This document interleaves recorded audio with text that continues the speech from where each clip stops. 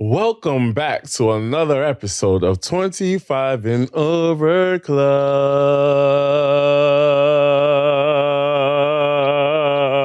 By the time we finish holding the note, we're going to show. It's your boy, Billy the bad guy, Billy the gold, Billy the kid, Bills, because before we get started, I have to sing my song because you need to sing it at the live show. Billy the bad guy, give these bitches so, woo, now these bitches thinking me like I'm the Pope. Check your mans because I'm trying to use my throat. Ooh, we in the shower, guess the nigga dropped the soap. Zesty, you know these niggas want to test me. He on my body like a cop trying to arrest me. And it's me, Renay, a.k.a. Renay Proper, and you are watching the 25 and Over Club where life gets real after the age of 225. Wait, that's 225. Life get real after that, dude. Yeah, when you start losing your memory. Right. And we have a lovely guest here today, okay? Introduce yourself, beautiful. Hi, everyone. My name is Gia Love, and I'm here today to have fun. But in terms of, like, the things I do, I'm a nightlife icon in New York City. I love that I am a model, and I'm a community organizer, so I do a lot of work with community, and I try to, bridge all those gaps. And, I'm in, like, a nice little documentary. That's how Billy found out about me. And I just do a lot of amazing stuff with community. And where can the viewers find the documentary? It's kind of old now, but I'm definitely, I've evolved so much since then. But firstly, follow me on Instagram at The Real Gia Love, and you can stay up to date with the new things I work on. And the documentary is called Kiki, so it's a Hulu documentary. Oh, that's cool. I didn't get a chance to watch it, but I will be watching. Yeah, but we'll talk about that another time. Yeah, all right. So I found you on Kiki, and then somebody told me I should watch the documentary. Yeah. And so I watched the documentary, and I was like, all right, boom.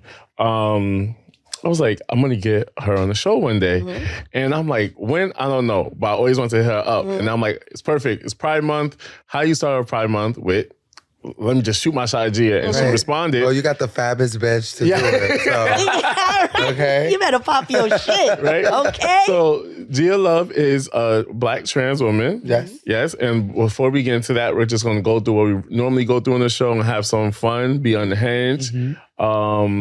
So before we get into the show, we do want to remind y'all that this is the month. This is the time is coming. You got about 2 or 3 weeks. Buy your tickets if you didn't. Yeah. The live show is June 29th, people. June motherfucking 29th. That means we're in June. We've been talking about it since March. The time has come. It's really, Go really get close. your tickets to this live and everything. show. I think the tickets are at like a 3/4 sold out at this point. Oh, so wow. we need you guys to, hurry up and fill up the rest of those seats. You don't want to say you missed out, okay? Yep. You don't want to get no messages talking about, oh, I wish I was there. You don't have to wish this time. Wish it. We stop wishing. Right. Get out of the wish-a-bish woods. Okay. And get to the show. All right. All right. So let's get started with our icebreakers of the show. And this is the icebreaker we ask almost everybody that come on the show. Okay. Team spit play or golden showers? Spit play. That's point number 100 and God knows what. Yeah, I don't want to be pissed off. He just, I just don't want to. It's not. I mean, I never say never, but I'm just like, I just don't. I prefer. Is I haven't met that person that I want to do that with. Yeah. Is it really piss if it's sex? Yeah. It's a prop. Ooh. Okay, well, that's a good way to think about it, but I'm not with that right now. No. I'm single, so I'm just doing like single things. So it's just like, a little spit won't hurt. Yeah, right. You That's kissing, the real like a little spit won't hurt. Exactly. Like kissing is already. I feel like for you to be going around telling people you peed on me, that's crazy. That's my biggest fear. no. Anything sexual that you did like really out of the box. Yeah, and I'm like a topic, a point to, you lay down with me, like people want to know that. Right. Yeah. So it's like, you peed on me? No, I'm not doing that. I'm not doing that. Yeah. Me for years. You like to be peed on? It's because you like. I told you that's really also we're team. I'm Okay, team Zippy. Yeah. You like okay. He likes to be. It's not that I like it. Ooh. It's a prop. I feel like you have to do stuff to spice up your sex life. Okay. Like this nigga asking, he was like, "Would you probably the type to let me shit on you?" Would I? Who knows what happened behind closed doors? But I won't. Right now, I'm gonna say no. Okay. But if I ever did, I would never talk about it. Like Right. but I did say if we did it, it has to be a paper towel there. Okay. All right, but have you ever been peed in? Like, has someone peed in you? Oh, no. Okay. That's not a golden shower. That's a refill. People do that? People do that, yes. They pee in you. All right. They took Can I Get a refill? A little too far. Okay. We don't judge, though. We don't judge. We don't judge. We like to accept people for who they are and what they like. What's the kinkiest thing you ever done? Okay. I'm not really that kinky, so I'm very traditional. I'm like really vanilla? I'm very vanilla. I had I guess a threesome recently with two of my friends. Okay. And that was I was just one night I was out and I was feeling wild and I took off my clothes and I have a very nice body. We can tell. So I was in the bathroom and one of my friends was just like, you trying to get fucked? And I just popped my gum and I was like, and then, one thing led to another. But I'm very I'm not the most freaky person. Okay. That was the only sex I had this year. I'm a celibate queen. I know, I like to show my body. I like to dress really sexy, but child, I'm not Isn't that hard when people think you're really free with your body and sexual? People just always come up hit on you thinking you're just down to do stuff because you're open with your body. You have experience. It's definitely difficult. Well, I think that people really don't understand kind of intersectionality, right? Around a lot of experiences, different things. And for me, as a trans woman, my body is very important to me. Everything you see, how I show up and how I present to the world is important to me. It's not afforded to everyone. It's the luxury of, looking like this, and achieving the things that I've achieved in my experience. So I like to show it. And, I like to wear this label, if you will, this identity as a Black trans woman. I wear it very proudly. And I think showing my body is one of the ways I do it. Yes. All right. So my icebreaker question is I like fun ghetto questions. Okay, I'm ghetto. For me, I like to ask everyone I know, okay. No matter how much, say you made a whole bunch of money, what's some broke shit that you'll still do no matter what? Okay, so I've been in position. I've made a lot of money before. I used to be an escort. So I've made a lot of money. I make money. But sometimes I'm not making money. It just depends on, I was telling, someone earlier, I like nice things. So I'm not the most responsible all the time. But broke shit. Let's see. I do broke shit all the time. I'm not cheap. I'm I don't know. What's broke shit? For me, let me broke shit for me. No matter how much money I get, I hate buying garbage bags. I love to collect the free ones from the store. I just think it's a ripoff. I don't think I still collect them. No matter how much money I get, I collect take toilet tissue from my job. Right. Okay. So all right. So. And that I still use pans as Tupperware. I still do. So I'm not really a domestic person. So that's why when you say broke shit, I think definitely if there's a good air freshener at a little restaurant or something, I put that in my bag. I like that. Yeah, I put that in my bag. I put that in my bag. Plug-in? A plug-in. I take the plug-in. So if I frequent your establishment and you're missing plug-ins, it's me. I have one. I went to a nice restaurant before and they had the toilet tissue stacked out, and I put 3 of them in my bag. Yeah, I do that too. I will do that too. I think it's okay. It's okay. I spent money here. Yeah. My nigga takes the toilet paper, not the toilet paper, the towels from hotels, and I'm like, we don't know. Okay. I do that too. Okay, so I do stuff like that. Yes. That's the broke stuff I do. I'll take the robe. If it's a nice robe, I'll take the towel. It's not a money thing. It's just I feel honestly, you owe it to me. Yes. When I do things like that, I'm just this world hasn't been too kind to people like me, so you're going to give a little bit, and I'm going to take it. Air freshener, toilet paper, please. I don't want to buy, please, New York. Yeah. The plastic bags, I can't do it anymore. I've been having my cousin shuttle plastic bags from Florida. Okay. I'm tired. But you could look at it as you're recycling. So it's not really broke. It's like, so let's just look at it. My mother ordered a whole case of plastic bags. And I don't think she noticed. I've been taking a bag every day to walk sassy and pick up her poop. So right now you gotta buy trash bags for dog poop. But I don't really think I have like something broke that I would do. We all know I have a spending money issue here. Okay. But my favorite struggle meal? Yeah. Franks and beans. Okay, so I have a lot of those now. Franks and beans. I love Franks and beans. Like, but that's like a delicacy to me. Like, it's not broke anymore because Franks are not cheap, and neither is the beans. Well, I use Hebrew National. But when you put the things to add to it, like the butter and the brown sugar, and I don't do all that. Oh no, you could make it into like a gourmet meal. You know what I mean? Yeah, I use bush beans, and I just put a little mustard, like ketchup, and then that's it. Ooh. Franks and beans, like I love Franks and beans. Now. But there's like this like meal my mom used to always make.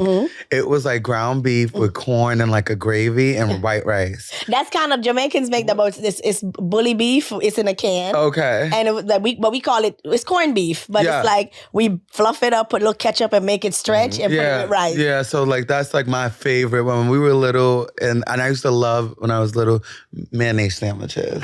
Me too. And people look at me crazy. But I don't think that's like to me, that's like. What you like? Yeah, it's like kind of a thing. Like, it's a thing. like a it's big not girl broke. thing. I just like it's like a big me, girl I thing. like condensed milk over white bread. Okay, that's cute. But that's like that's given like a French toast tea. See but that? A flan. You always finding something positive. Oh yeah, you gotta be flan, positive. a ghetto flan. You know what? You guys see, I come from a school, like I said, it's about how you reimagine things and reframe things. Like, you know what I mean? Like, I'm from the Bronx, and I just always been like a person who stood out with given my circumstance. So it's like, I'm not gonna let you talk bad about me. I don't care. I'm gonna just make it into. I'm gonna make everything look like it's gold. Right. You know what I mean? Even if it's not.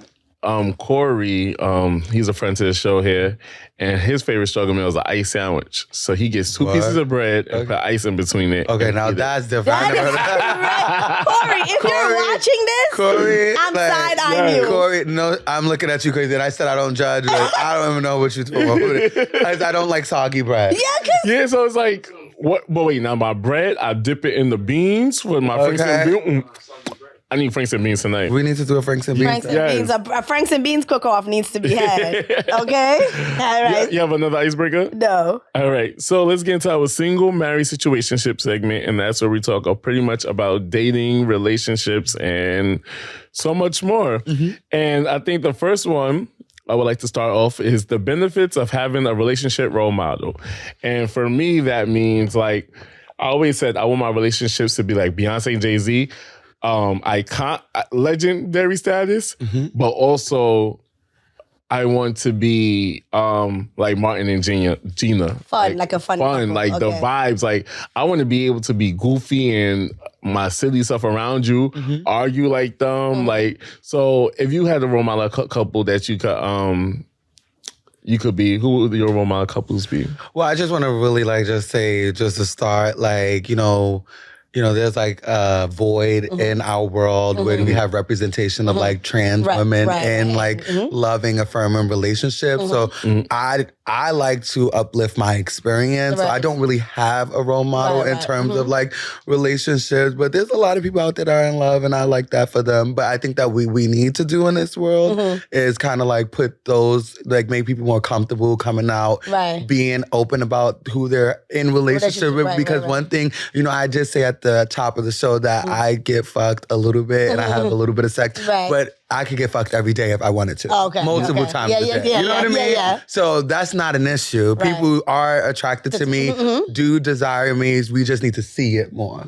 So I'm not going to answer that question because I think we have a lot of work to do in our society. But once I see more trans women and people in relationships. So you're able to, it's like, okay, that is something that I can relate to. Yeah, because I don't relate to that. It's not the same thing. So like the Jay-Z and the Beyonce. Yeah, like cute, work.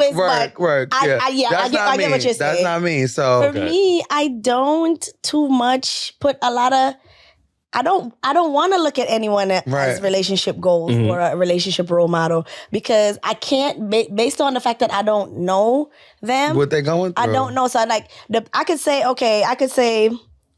probably my grandmother and my grandfather. My grandfather's deceased 10 years ago. My grandmother's a widow, but I was able to live through their love and their experience. So that's the closest I can be like, okay, that's a relationship that I would see as a goal. Right. They worked together. They were very, they had their problems, but still very peaceful. They never really argued. That's something I would love in a relationship, not to fight with. They never barely argued. My grandfather used to be a breadwinner, but very, like, he'll just let her express herself, let her be, never beat her down. So I love that about their relationship. But as far as celebrities, I really can't. Well, not even celebrities, all right, I'll say Barack and Michelle. That's a good one. I'll say Barack and Michelle. Because even though he was the president of the United States and she was the first lady, they didn't give a fuck about that. Yeah, she's right. But I think she was very forthcoming about the problems she had in her marriage, how she hated him for 10 years straight. But again, they seem so wholesome, even though we don't know a lot of their deep, dark stuff. Their relationship seems, you can tell they're in love and they fought through a lot of things and came out the other side. So I really, that's the only name I can think of off the top of my head, that relationship I like that you said your grandmother and your grandfather. I think in my family, I never really saw what a real relationship looked like. My mother was a submissive bitch. For what? I don't know. There's nothing wrong with being submissive. Nothing dominant. Wrong. No, in her relationship, she's very my man. Like, okay. And that's where I get that from. That's how I'm very my man. Let me cater to you. I'm on my way to see my husband. That's very much me. But like my grandmother, single old hag. My aunt, single old hag. My other aunt, single. Yeah. So I never. I think if I had a role model couple in my life, as far as family, or even within friends, I could probably visualize what real love looked like, and maybe my dating life would be a little bit better. You're absolutely right with that, because we do mimic what we see in our environment. So a lot of people, I could see. I remember growing up with friends that their parents used to be very hostile to one another, and it made them super hostile. So when they got into relationships, physical fighting and stuff was just normal to them, and make up the next day. Like, I never saw that, so I always thought it was weird. And she was like, my friend used to be like, that's normal. Like, you never seen your parents fight? I was like, no, I never seen that. Like, my grandmother and grandfather, even though I'm Caribbean, I'm Jamaican, so we lived in big family settings. We're really big on having a big old house with everybody still living there. And if my grandmother and grandfather will fight, they'll be in their room at night and they're off just talking to each other about it. Right. Or you'll hear the little fussing or bickering or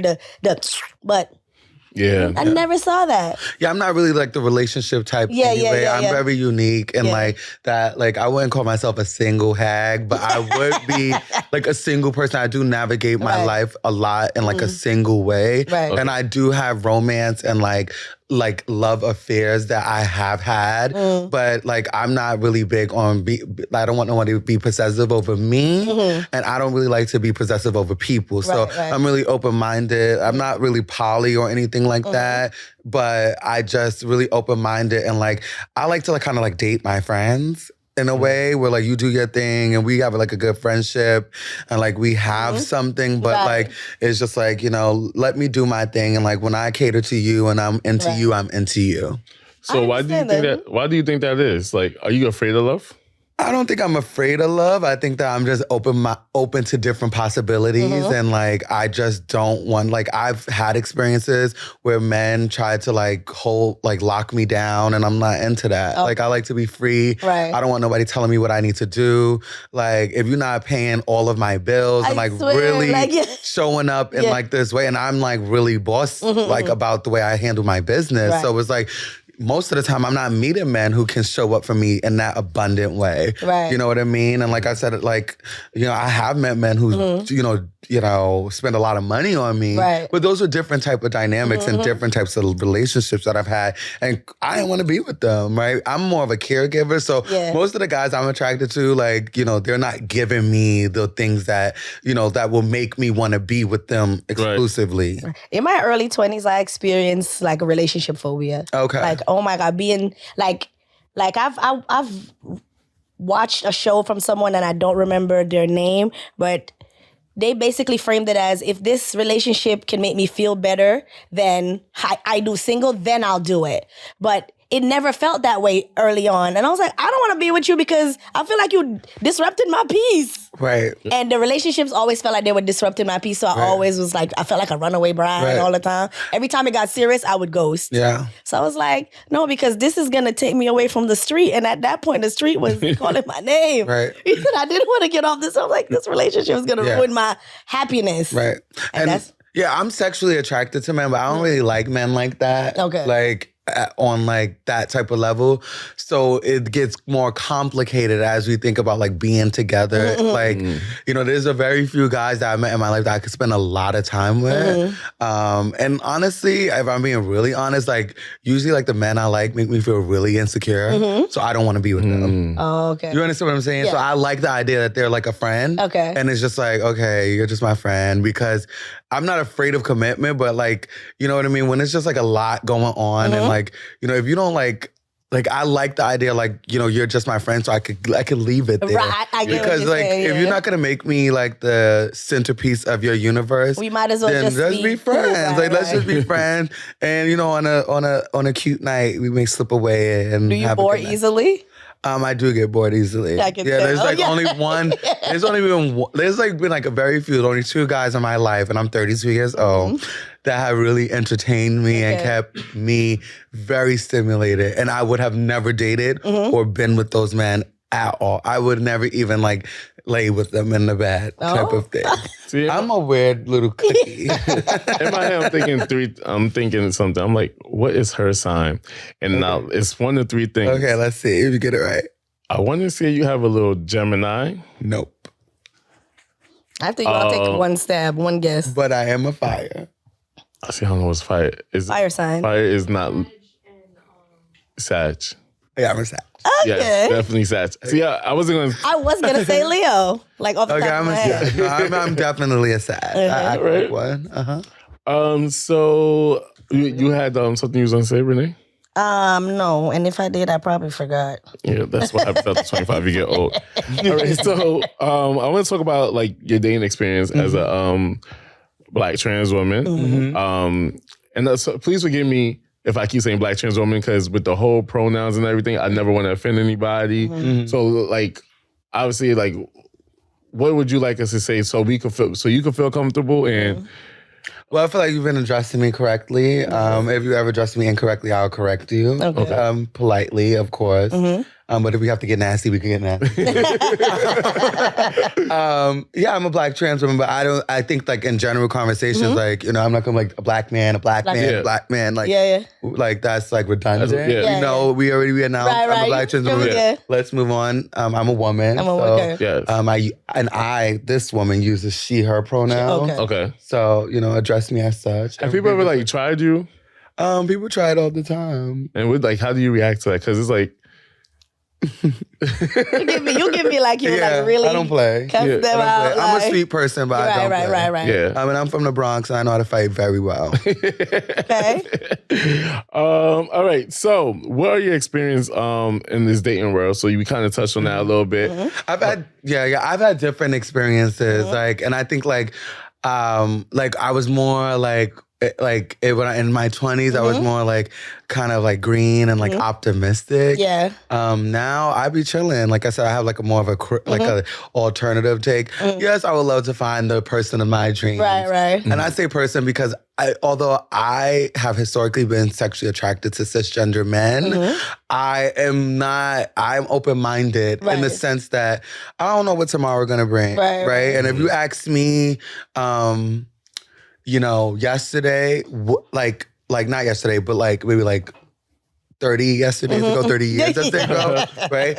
I would have never really like, you know, even though I've had these feelings and experiences of how I show up all my life, I didn't know I would have the courage to show up in the way I do, or like it was like a dream come true kind of like experience for me, right? Yeah. Because of like all the pressure in society and all that. So I don't know what tomorrow's gonna bring. So I like to say person because I just never know. If I meet a woman that I'm into, I don't want to be beholden to this idea that I've liked men all my life. So I can't find love with that person. Me and my friend have this little joke saying, what if my soulmate's a woman and I'm out here sucking dick? Literally.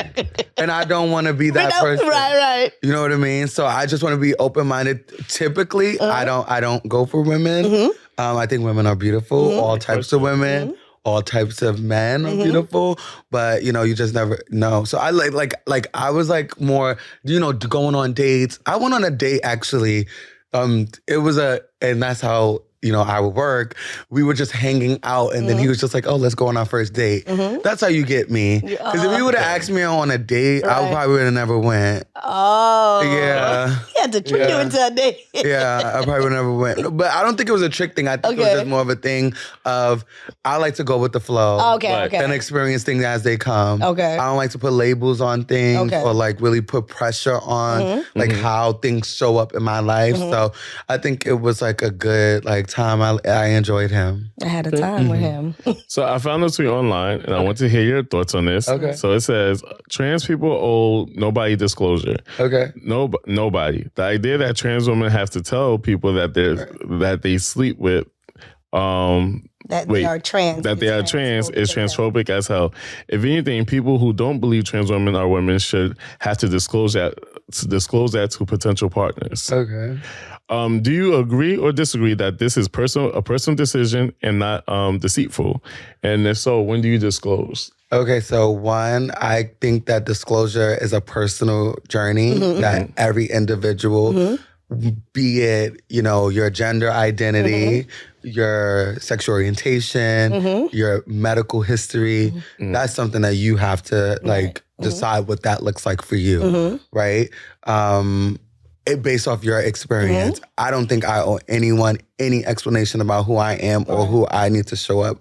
Okay. Right? And if people feel like they need to do things to me because I don't disclose or whatever, bring it. I move and operate in a way in my fullness, right? If you have problems with that, then you just gonna have to correct that on your own. I'm not doing anything. I'm not killing nobody. I'm not stealing nobody's money. I'm just being myself. Right. And we live in a world, right, where women don't court men. Right? So when I'm walking down the street and I'm being chased literally as I'm coming up here in my nice dress and my nice shoes and my nice bag looking cute, and I'm like, leave me alone. And people are still harassing me. Fuck trying to talk to me, harassing me. And I'm saying, stop. Right. I have to tell them I'm trans? No. Right. Because at that point, you're violating but I my never space. have to. Right. But that's the thing. It's I should never have, why can't we get to a place in this world where you make me feel comfortable in our interaction, and then I could share things about you. Yes. Share things about myself. I agree with that. Right? Create a safe space for me because clearly you're interested with me. And even if I tell you I'm not trans, you still like the way I look. And that is the basis of you courting me. Right. Not anything about me. You don't know anything about anyone until you actually get to know a person. But the problem is that people are in relationships and they don't even know their partners. Right? So I think that people need to get to know their partners and then people can share things with each other, because I'm pretty sure every bitch in this room is not telling their partner something about them. And that should not be a death sentence or that should not be a reason they get their ass whooped. Right? And men, stop being dogs. Right. Respect people in our decisions, right? You know how many times I've been physically assaulted or had to get into fights with men because I didn't want them, right? So that's another side of the coin, right? I think that we should just live respectful and have respectful encounters with people and let people make decisions about their lives that are personal. Now, with respect to my disclosure, it depends on the situation. If I'm out at a club and I'm having a good time, I'm just dancing, I'm doing my thing. I'm not worried about telling people I'm trans. I'm having a good time. Right, because I'm worried about me. I'm not worried about you. Because the space you're in, you're not there for that. I'm not. I'm never there for that. I'm never there for that. I'm never there. You know where I'm there for that? Honestly, when people are paying me. That's when I'm there to talk about me being a Black trans woman. Where I'm uplifting, I'm inspiring, I am, doing the work of the Lord and inspiring young people to be their authentic selves. That's when I'm and I feel indebted to discuss and talk about my trans identity. I think even when you was like, if I tell you after and you do whatever you want to me, like that's a scary situation to put yourself in. Have you ever been scared of those situations before? I'm a bad bitch. So I'm not gonna let no man intimidate me. Usually men, when you kowtow to their aggression, that's when they hurt you. Yes. So like if I've ever been in situations, I stand up and I stand 10 toes down on the way I live my life. Right. Yeah. I live my life in the way I live my life, and I live my experience unapologetically, with pride and dignity. And I'm not going to let nobody's inferiority complex, what they feel about themselves, kind of make me try to apologize to who I am or show up in a way that I don't show up. I don't bother nobody, and I don't want nobody's man. They want me. They want you. They chase me down the street. I never chase no man down the street. And then I have to bear the burden of telling you I'm trans. Yeah, right. No, because then the opposite side of the coin is nobody's telling me they're not trans. Right. Why are you not telling me you're not trans? You're not having those conversations with me. So do I have to kind of feed into this like transphobic ideology, right? And like this relationship that my identity is not enough. So I have to have another burden about sharing things about myself that are intimate and personal. I'm not going to take that burden. So you just going to have to do what you're going to have to do. I feel like a lot of the aggression that comes from it is something they're battling with themselves. Right. Like why, even if I give you the answer you think you know. Right. Why are you so upset? Right. It's either you take it and be like, you know what, bow out gracefully and be like, have respect like you said. And I believe most of the time they still stay. Exactly, but why? Like when they get aggressive, like want to stand up or want to fight, you said, assault someone because I feel like it's something they're dealing with themselves. Maybe you are attracted, and you are. Let's let me tell you, no man is going to chase you down the street. No man is going to inbox you 30 times. Right. No man, and like you look how you look, but you are what you are. You have your experiences, and those don't go away. That's what I'm saying. They're trying to place the responsibility on someone else. Not you. Ask questions. Like, ask questions, right? It's like, I was at this party and this guy like was all into me. I'm like, I'm not really, like, come on, I'm trying to have a good time. Right. But then I looked at him and I'm like, are you dressed a little nice? You're cute. So then we just had a night. We had a night and we had an experience. And like, basically, then I guess his friends, like, I'm very popular and known. They was like, you know, that girl you was trans. So then he wrote me later, was like, why didn't you tell me I was trans? I was like, I don't owe you any explanation. Like, I was like, you know, you were actually in my space. Everyone knows me where I'm at. You pursued me. So and not even you pursued me, that's my space. Right. I'm very valid in that space. You know what I mean? I control that space. Right. You don't have any credibility. You were there because of me, actually. And I was like, you know, if you would have asked me like you're asking me now, when he asked me if I was trans, I said in the mornings. And then he laughed about it. He was like, oh, we could be friends. I said, well, the thing is I don't be friends with people who don't see me as a woman. Right. So if like you are changing up now, good day. I don't need to be your friend. I like to be an affirming, cultivate loving relationships with people. And if you don't see me as a woman, then you could go kick rocks. Because there's a lot of people in this world that do, and I'm going to center myself around them. Yeah. Beautifully put. Yes. Also, this is another misconception. Do you believe dating a trans woman makes us someone gay or less masculine? And I think if you ask any heterosexual man, and I even have to ask myself, like, well, does that? Does it? Because it's I mean, I wouldn't know, right? But then it's like, but they're considered trans women are women, so it doesn't make it. And confession, I just told my family over there, not my real family, but I'm over there. I was like, I don't know, lately, I've been, you know, Kingdom Moore? No. He's a porn star, but he like is known to be a straight porn star. But then lately he been like fucking trans women and he been sucking their dick. I was like, that's a turn on. I said, so one of my fetish lists one day, I want to fuck a trans woman, and I never thought I would ever say that. Because as humans, we evolve over That's the what I years told him. I said I would evolve. Yeah. So like I don't take any. You are what you say you are to me. I was just about to say I don't like I'm not, and honestly, and I'm like the labor, like I don't do other people's labor. So like if a guy is asking me, like, you know, guys are very interesting. I'm gonna call them interesting. So a lot of times in my experiences with men, what they oftentimes try to do is they want me to diagnose this experience, and I always be like, babe, I have a lot of things to figure out. I'm trying to worry about my life and being safe and literally how you about to respond to me. I'm not here to diagnose you. Right. You are whatever you say you are, whatever you think you are. As long as you treat me with respect and you uplift me in the way that I need to be uplifted, then we can have something. Right. If you respect me, then that's it. So if you think you're gay, then you're gay. Yeah. If you think you're straight, you're straight. If you're queer, you're queer. I am in no position to be, I know who I am and I know what I am. Right. And that's the only thing I was going to say the same exact thing.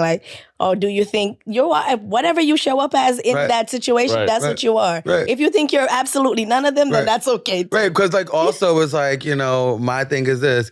If you're a straight man who likes trans women and you're hiding trans women and you're doing the things that you're doing behind closed doors, I guess you're straight, but clearly you don't think you're straight because you're navigating in a way that's not straight, and you're also doing things. You're the shame that you are possessing around what you're engaging in is when you're dating cisgender women, are you doing the same thing? No, right?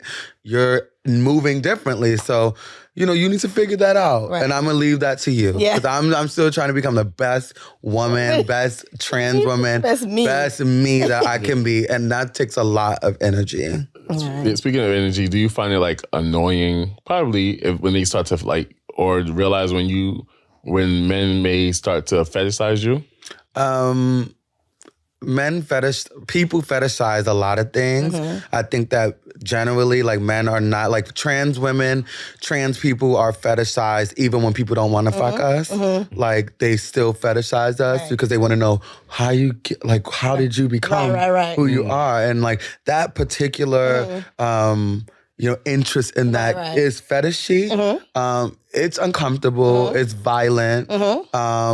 It is dehumanizing as a more macro concept, right? Because it's I'm a human being. Yeah, that's right. And I want, and especially Black people, we have a history of being put on in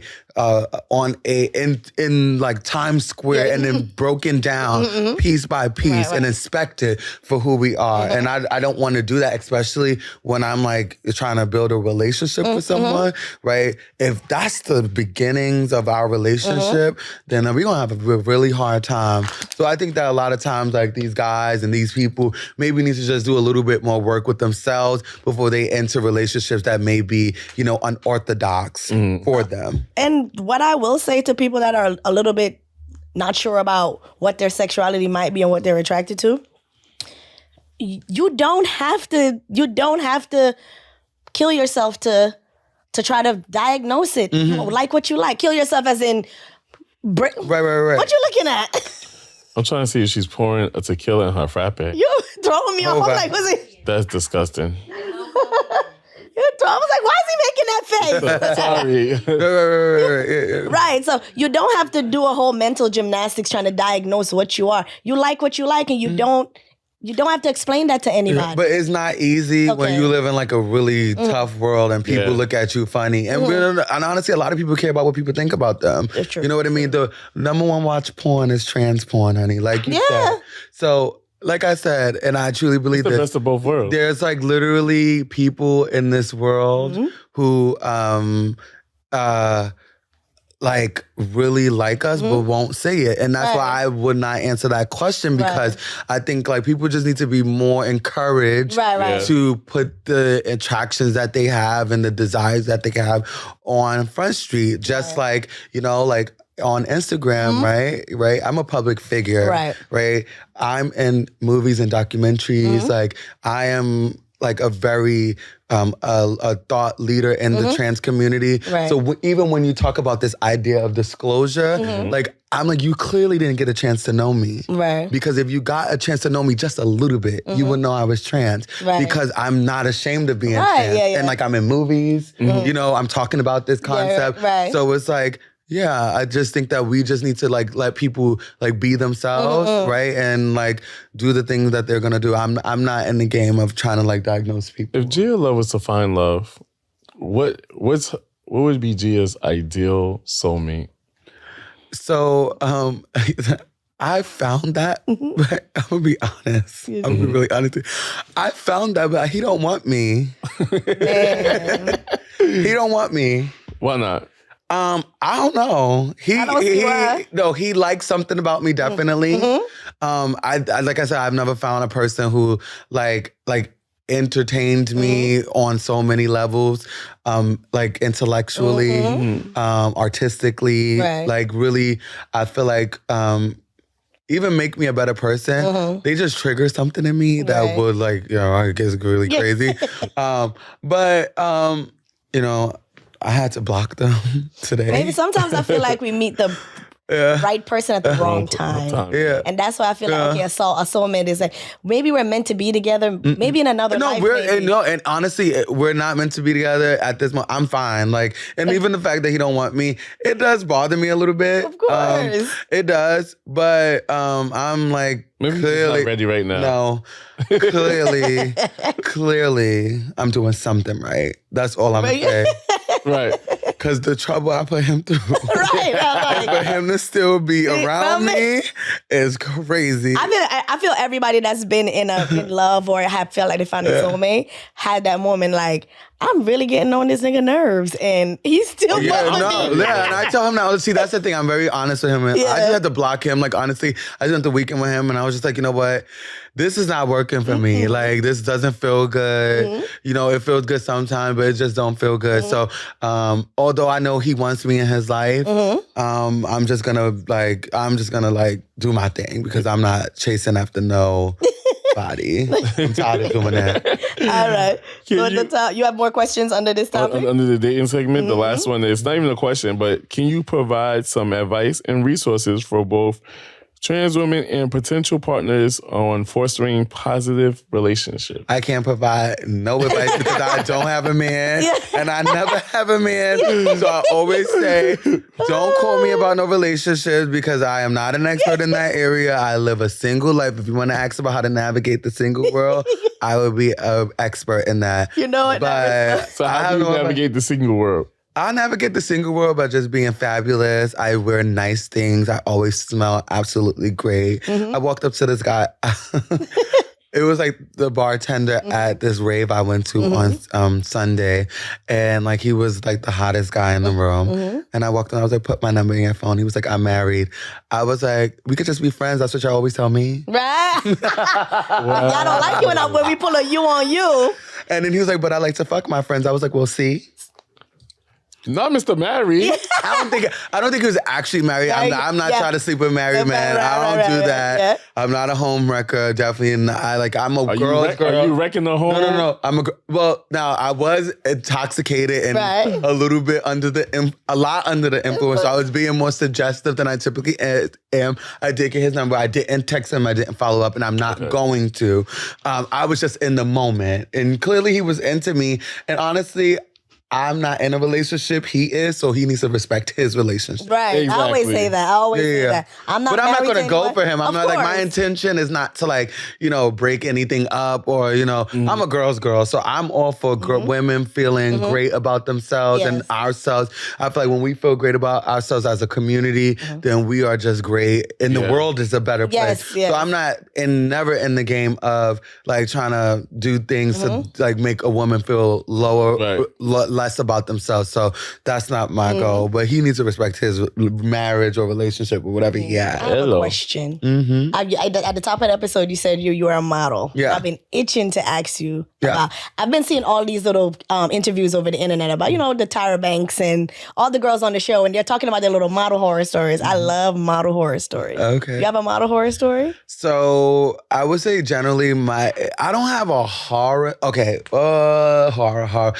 All right. This is not a horror story, but I would say two things. As like a plus size, model, I think that like a lot of times when you show up on set, like they don't kind of like, they know who they're casting because your agent will definitely send the specs about you, but then you'll get there and like your robe won't fit.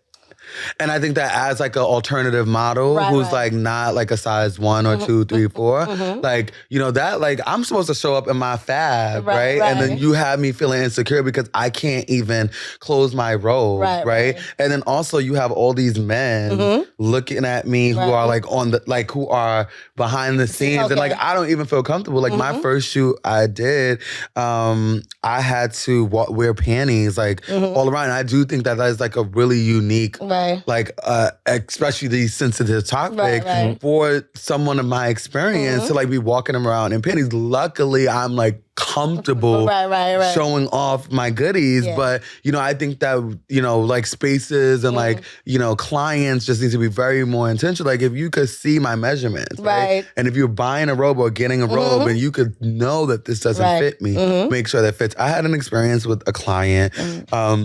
It wasn't the client was great, but the photographer was just like doing a little too much. And they were like I've never had a photographer call my phone before a shoot to like just like talk about the shoot or whatever. And then like I was like really annoyed on set because it was hot. And like, you know, I had makeup on, like I was in a gown. It was like we were shooting a fall campaign, but it was in the summer. So I'm like, where's the air? Like we need the air, right? I need to look fresh. And I was annoyed and like, I think reasonably so, right? I was annoyed. And so I rolled my eyes and then he thought I rolled my eyes at him and he threatened to walk off the set. And the funny thing is that I was like, oh my God, that was so unfortunate because I just felt like as like community members, like I consider you community, like as another Black person to a Black person. I'm just not in the game of trying to make anybody look bad when they don't need to. And my eyes were being rolled at the space and the situation and the production, right? My eyes are not being rolled at you, right? Because I'm pretty sure you were hot too, right? And like, and I'm the talent who has to sit in front of the camera and look good. And I just need like, especially as a bigger person, like I need to be cool, right? I need to be cool. And that was a horror story for me because I just felt like, you know, we should build coalitions, especially when we're dealing with certain people, instead of trying to like, you know, make people look bad. And I feel like that could have made me like not look good. Luckily, I've worked with that client again, and I'm pretty sure they haven't because they were very difficult. But to good luck to them. They unfollowed me on Instagram. I realized like later, I was like, I don't care. You know, I don't care. Sorry, that was the next guest. I'm just on the wait. All right. Okay. That was the dating segment. We're just going to get into some family and support. Coming out, I came out, well, I'll tell my story in the next episode. But coming out to my family, just a little sneak peek is, I feel like my family still don't approve it. It's like, hey, you're gay. We love you because you're a family, but I don't believe in that gay shit. What was your coming out experience? Well, I never really came out because I didn't feel like I had to. My brother didn't come out, so I'm not coming out. And you're so I was just like hanging out with my friends. My friends were clearly just like me. Right. And then my sisters would see them like, Gia's friends are like kissing each other and they're two boys. Okay. And then my mother asked me one day and I was like, yeah. Right. And that's how it was. And in those situations, I believe the writings are always on the wall, you know? Yeah. Like, I think when you put, especially young people that want to come out in that situation, like you said, create a safe space for them to even want to, if they do feel the need to come out.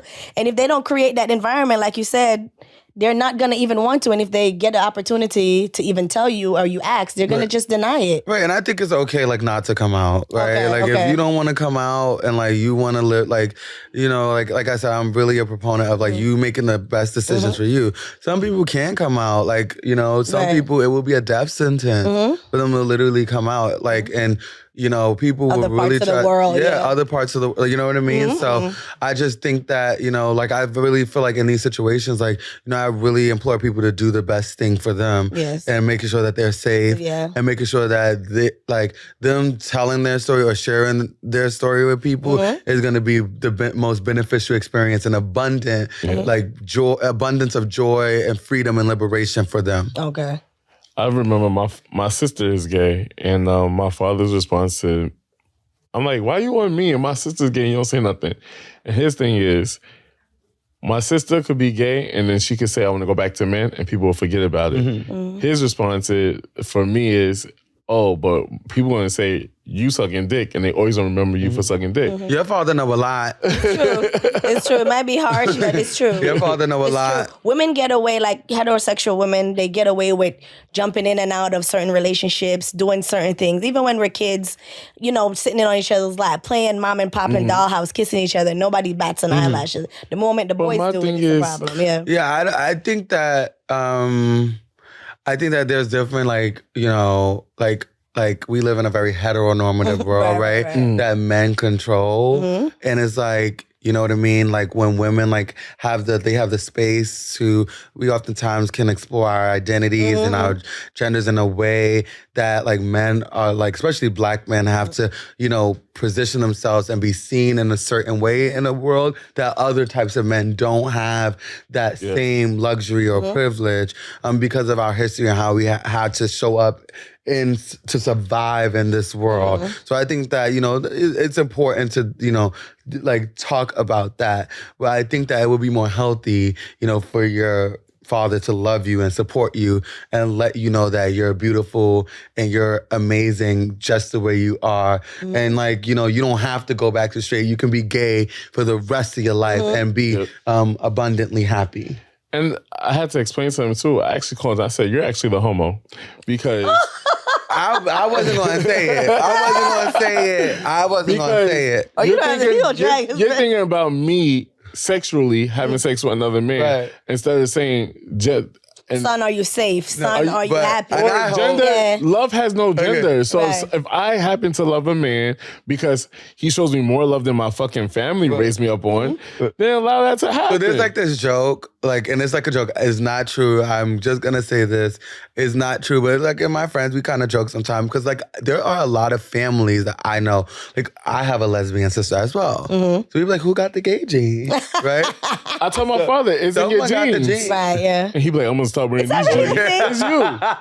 Someone got it. It's okay. I love being gay. I love being fabulous. I love being whatever. Like I don't care. You know what I mean? Like, you know, I don't identify as gay, but like I think like the gay concept, like the culture, like I'm definitely not straight and I don't want to be straight and I don't want to live in that world. That's boring. It's not fun. And like, you know what I mean? Like, why would I want to participate in that, right? But, you know, I think being gay is fab. So, you know, kudos to your father's gay gene that he clearly has. And hopefully he can foster some more loving energy to you. Right. I secretly think he did. Okay. But, I can't. So what were some of your fears and external struggles experience as a... Let me do that over. I'm tired. It's okay. So you need a shot. Yes, coming out. So you had no fears or internal struggles? Of course I had those. Like, it wasn't like, coming out, I just really, like, I've always been that person to be like, I'm challenging and thinking about things. Like, literally, I'm not better than anyone, but like, the life I had, like, as a trans woman, you know, I'm doing a lot better than a lot of my siblings, I would say. So I'm glad I'm where I'm at. Do you feel like you had to just to like prove a point to you? No, that wasn't my goal, but I'm just being myself. Yeah. But what I'm saying is like, because I'm trans, I've been able to tell my story. I've been able to model. I've been able to do a lot of things that I probably would have never done otherwise, right? I think I've been able to tell a unique story and it's me, right? But the point I'm making is that I just never saw myself as different in that way.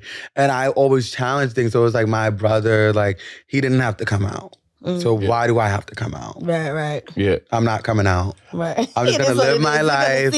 I'm going to live my life and I'm just going to be myself. Right. See, for me... And you're going to accept me or I'm not going to be around you. That's it. That's the... Like, and that's that. So, like, this is me. I'm Gia. I am a girl. I use she, her pronouns. If you can't accept that, I'm going to go around people who do. And that's that. It's easy for me. Yeah. I'm not going to sit around. I'm not going to take. And beg for your acceptance. I'm not doing that. It hurts. Yes. You know what I mean? Like the thought of that, you know what I mean, is frustrating. It's exhausting. I don't want to hear that your father is telling you that stuff. Right. Yeah. I don't want to hear that, you know, I have to disclose I'm trans. And I don't want to hear. Those things are exhausting. Mm-hmm. Yeah. But, you know, like sometimes it's like worth having these conversations, like hearing a different perspective and, I feel like just giving love in the world and stuff like that. I felt like I had to work harder because one, I didn't go to school because my family wanted me to. Then I didn't become the what they call it. I didn't become the train operator or city worker that they wanted me to be. Now their son is out here sucking dick. You get to be the world best bus driver. Right. You know, I didn't get a chance to be the world best bus driver. Now I'm out here sucking dick, and so I felt like I had to work harder. So they want you to do a lot of good things. So like, did you tell them that you suck dick really good? Like you're the best. How would they like that? You want me to be good, all right? Actually, I think they know because my mother's like, somebody sent me a clip of your podcast. Oh, no. I was about to say, clip of what? I was like, oh my God. Not that clip. But if you want to see that clip. I don't know, like the way your mouth is shaped right now, it looks like you hold a little something. Like it drops, so I think you can hold a lot. So I hold my... And then, you know, your mouth is like a part of your genes, so it comes from someplace as well. So I felt like I had to work extra hard because it's like, all right, I'm not making her happy. The gay thing, I felt like, damn, I don't like. Right. My father felt like, oh, well, he got 17 kids, so someone don't got room to talk. But so you better be glad you gay. Right. Even though you can't have children, but I'm just still saying, like child, your father's gay. He was bound to have a gay son, but I think he's more mad that I think he's more mad that I was his first gay.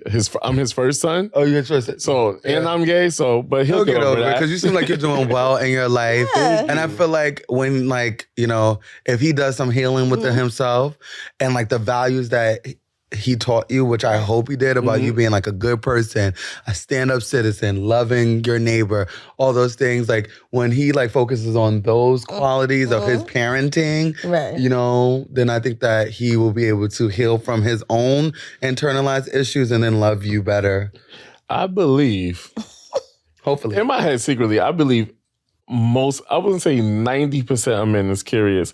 And I believe seriously, he probably poked the booty hole or interested in poking the booty hole. I don't know about the numbers about the. I don't know about the numbers. I do think that sexual rotation is fluid, right? I do think that. Like, why not? I've been curious about a lot of things, right? And I'm on like a different end of the spectrum. So I think that people are just gonna do and think what they do. You see something you like, whether it's a man, woman, or a non-binary person, and you want to have fun, you're gonna do it. Whether people know about it or not, then, you know, hey. What made, you hear this question a lot. People say, were you born gay or you was raised being gay? And I always say, maybe I was born gay because I dated females and done things with females in the past, but it was always a little sugar in my tank. Right. It never felt the same when you had interactions with girls. It never felt the same. Okay. I enjoy sucking dick. Right. It's a sport. Well, you like eating pussy too. Not as much as I was sucking dick. Okay. But right, but so then that means that there's not like in terms of the spectrum, like I said, it's fluid. It's like you're not just gay. Cause I know some men, like they don't play they don't go there. No, but I think you've went there before. Yeah. So way long time back in the day. You're not going there now. I'm not going there now. Even though I said I would do it for fun. Okay. But and why not for fun? Girls are not just toys you could just have fun with. Why you can't do it for pleasure?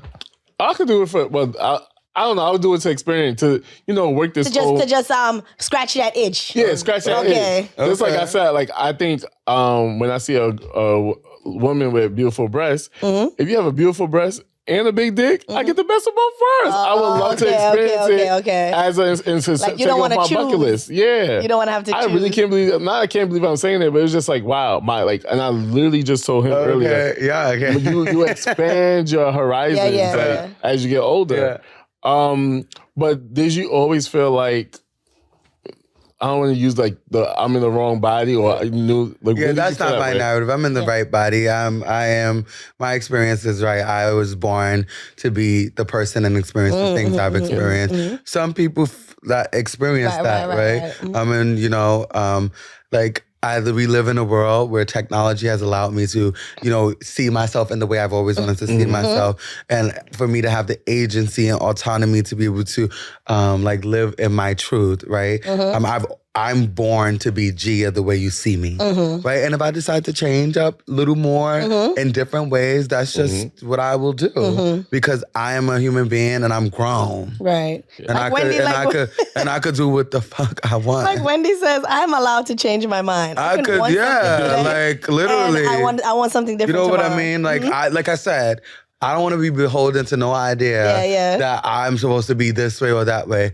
Maybe tomorrow it changes for me and that should be okay. And I hope that I really get the love that I want from the world. I know I'm going to have a difficult time. But, I know there's people out there that will still love me. Yeah, like the message, especially everything you said in your message is like a beautiful way to live. So in a way, you don't have to conform. Like you're living everything you want to do for yourself and not worried about the outside world, which a lot of people struggle with. And a lot of things that people do, it's because of what people want them to do or what they want acceptance from the world, want to be loved and want to be accepted. Right. So and I think in the vein of Pride Month and this being a Pride Month episode, I think it's very important to highlight the fact that, there's like a beautiful community out there of people who are living, thriving, learning their history, creating amazing moments in this world, who contribute so much to history, who have contributed so much to history. Absolutely. Pride was a riot. It was started as a riot, a rebellion, so that people, particularly Black and brown people can have a space to be themselves. Right. And I think that is just, that's just only something you could be inspired by. And if you're not, you're a hater. Right. Yeah. Like you're literally a hater. You know what I mean? If you're looking down on people trying to be themselves, you're a hater and you need to figure that out. What do you think about the mass media pride pandering? I'm not into that because I know how important it is to understand the importance of pride and why people actually. I remember when I was younger, all the straight boys in my neighborhood used to be, I never even went to Pride, and they were like, I'm going to Pride to get girls, and I'm like, you're basic, right. You're so basic, and you're actually unattractive and ill. I know people that go. It's just you know what I mean? Like the hypersexualization of our community. Right. But what about our rights? Right. Yeah. Right? Like they're banning books about not just gay books and trans books, but they're banning Black books. Right. All of that stuff. That's why we need to stick together. And I don't say stick together in that I'm Black and I'm trans. Right. But I mean this is why, because when they come for you, they will come for me. They're going to come for you one day too, baby. We're not safe in this world. So that's why it's very important that we utilize these movements, right? When you're seeing people out in the streets celebrating themselves, being proud, if you don't really get inspired by that, you're a hater. And you need to really work that out because one day they're going to be knocking on your door being like, baby, what's up? Give me. Give me. Yep. You know what I mean? So that's the life, that's the walk I try to walk, right? I'm trying to join everyone's parade, right? I want to be a part of the movement. And with respect to the mass media, I think they need to tell the origin story, right? And also speak about the issues. Throw a flag on some stuff and try to sell. To me, what my opinion about it is, there's no real help that they want to do to the community, or they're not donating to anything. They just want to make money off of it. That's why I kind of push back on it, like the Targets and the places. I love Target. I love you, and I give you a healthy sum of my salary. But you know what I'm saying? They start making a rainbow salad. Yeah, what? I'm just saying, there's no real message or any real help behind the things they're doing. Is a portion of what you made off these products going to any type of LGBT community? We don't know. They say they do, but it can all be just for... Yeah, and I think that, me, in my role as a model, I definitely... I'm very intentional about the work I take. like I host this event every summer called the Celebration of Black Trans Women Cookout. And like, you know, when I'm like contacted for like pride campaigns and stuff like that, like honestly, if they're not like donating to my event, I'm not really interested in doing it. Exactly. Because I think that like if you want me and you're hiring me to represent like this pride in this community, then you want everything that comes with me. And I think that, you know, just give me a little check, which oftentimes is not enough and not what I'm worth. Like you can at least contribute into like my life's work and why I show up and do the things that I do. So I think that there's ways that we can like kind of like, you know, as consumers, we can like hold these companies accountable. Like, what are you doing? What are you doing with this stuff? And just really kind of like making sure that, you know, people like not, because, you know, like, you know, these companies, they don't only just do it for pride. They do it for like every social issue. And you're like, what are you doing to like really show up when like when like, you know, Black people are under attack, right? And these target, are you know, standing with the community as a corporate citizen and really holding these institutions, these governments feet to the fire and like really messing up the economy so that you can actually do the work that you're saying you're doing when you're trying to have these campaigns and stuff like that. Well, thank you for coming. Thank you so much. I really enjoyed this conversation. It made me open up. Like, honestly, you know, I've done a lot of interviews and stuff. Y'all got me to talk about things I've never talked about in public, but I think it's important that we have these conversations. Thank you. So I hope that, you know, some people are not going to agree with everything that I say. That's fine. That's totally fine. Still follow me and support me in the things that I do. And maybe I'll follow you. Because I'm on the show. Yes. I'm on the show.